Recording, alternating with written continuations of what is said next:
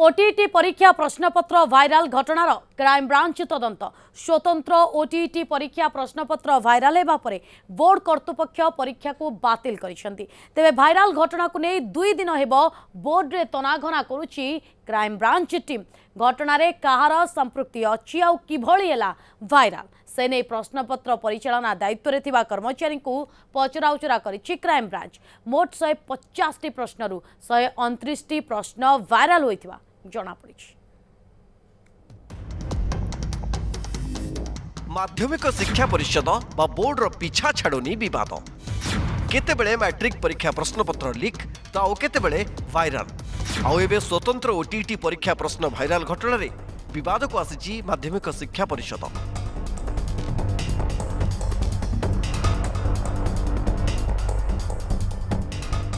प्रश्नपत्र भाइराल हेबा परे बोर्ड पक्षरु गत रविवार हेबाकु थिबा परीक्षा बातिल होइथिला। एबे आरंभ होइछि क्राइम ब्रांच तदंत। 2 दिन हेबो crime branch team board office रे पहुंची तना घना करूछंती।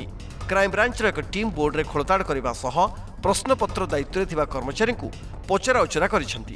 केउठु आ किभଳି भाइराल हैला प्रश्नपत्र ताहा जानिबा पई crime branch team crime branch cyber cell रो सहायता लोडिथिबा जणा पड़िछि।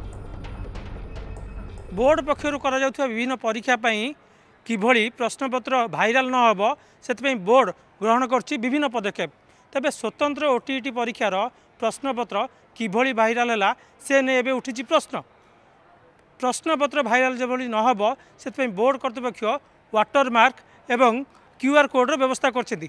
ता सत्वे केउठु आ किभଳି परिस्थिति रे या भाइराल हैला से नै वर्तमान संदेह रे बोर्ड रो किछि कर्मचारी प्रश्नपत्र भाइराल एवं लीक रोकिबा पई व्यापक सुरक्षा व्यवस्था ग्रहण करने सत्वे किभଳି भाइराल होइछि ताहा समस्त को आश्चर्य करिछि।